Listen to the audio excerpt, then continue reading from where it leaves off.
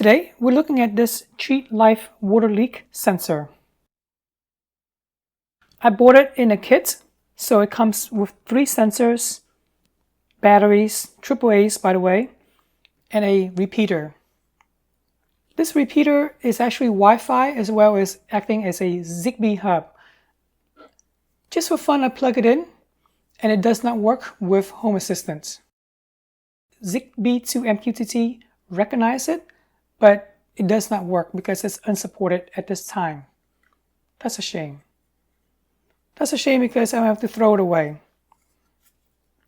You're supposed to use the Treatlife app with it, but I believe you can also use TWI as well. So let's get this thing out of the way. The unit itself is relatively compact. As mentioned before, it's powered by 2 AAA batteries. Here's the cover. All you have to do is press on it and then slide out. As soon as you insert the 2 AAA batteries, it will get into pairing mode. If for whatever reason you miss the pairing mode, and you can always press on this button, hold 3 times, and then the blue LED will start blinking. The reason why I really like this is because it has a built-in speaker. That's right. Even though these 3 are not added into my Home Assistant, it will still beep whenever it touches the water. On the bottom, there's 2 contacts, and if these 2 contacts ever hit water, it will make an audible alert. You'll definitely hear it. It's not loud, and you'll see later on it's not loud, but you'll definitely hear it. Interestingly enough, on the bottom there's 4 feet. I don't know if you can see it, but it's raised up a little bit by maybe 1.5 millimeter. That's really annoying because as soon as it touches water, it doesn't do much unless the water is rising up to 1.5 millimeter, which is a lot if you have a flat surface.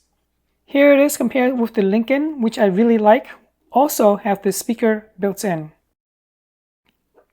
This is the Aquara, and everybody likes it, but I hated it because, and I still hate it because it does not have a speaker, meaning that you better have faith in your hub working 24/7.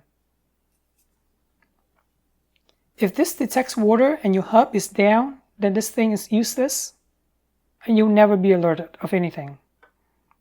This Treatlife is smaller than the Lincoln, as you can see.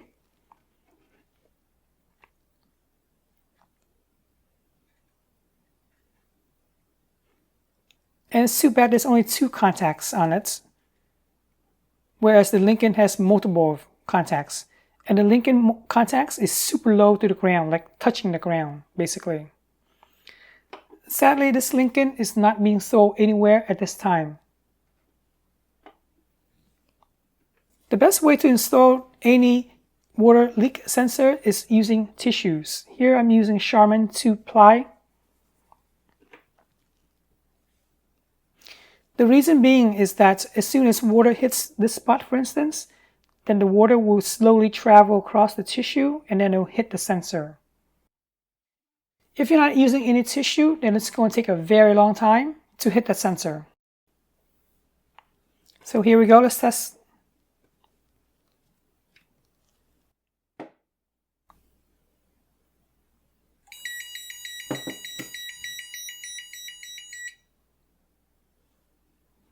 All right, let's wipe it clean. So that was a pretty good reaction, right? This thing right now has not been added to Home Assistant, and you can see that it works perfectly fine without hub. And as mentioned before, it's not that loud, so it's best that you pair with a hub. So not only are you alerted to your phone, but also to your smart speakers that's installed throughout the house as well, or have the lights flashing to let you know something is wrong. As an added bonus, you can always solder 2 wires to the sensor. Why would you want to do that? That's because some people use this with sump pump. Or they can use it to detect water leak from far away. If this thing hits the water, exposed to water, like submerged in the water, then it's going to die instantly for sure. So if you don't want this sensor to be anywhere near the water, you can always add these 2 wires and then solder it to these 2 contacts. I'm not going to solder it now, but I'm holding it into position and you can see that it works perfectly fine. There you go. So as soon as the 2 wires hit anything wet, then it will make an alert. Now let's go ahead and add this into Home Assistant. Go to Zigbee to MQTT.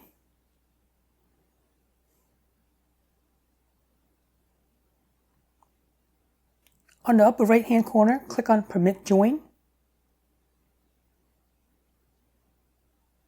Get it into pairing mode by pressing and holding this button for 3 seconds. Then the blue light should come on and it starts blinking. When it's being added, you can go ahead and scroll down all the way down to the bottom and you should see a new device is being added, as seen here. The pairing process takes about 1 or 2 minutes.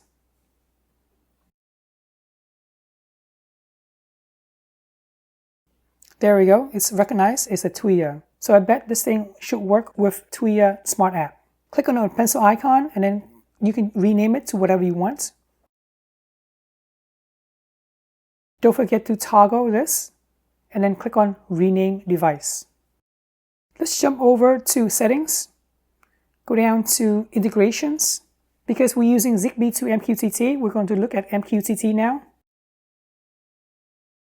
Search for the device. I named mine Basement Kitchen Sink. Click on it. And here we only see water leak as well as battery life.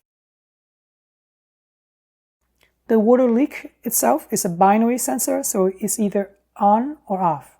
Right now it's off because there's no water whatsoever. Now, as some of you know, I'm using Alarmo as well. So if you click on Alarmo and then click on Sensors,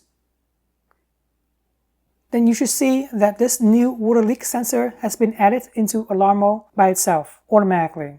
Alarmo is extremely important because I use it as part of the alarm system of the house. Alert not only for the doors being open, but also for fire, smoke, glass shatter, and of course, water leak sensor. This water leak sensor works as advertised and I really like it much better than the Aquara. It would have been so nice if the included hub repeater works with Home Assistant, but I guess we'll never know. Personally, I'm okay with that because in the house I have a bunch of repeaters already. Alright, hopefully you found this tutorial guide helpful. I really appreciate you guys subscribing to my channel, liking it, and thanks for watching.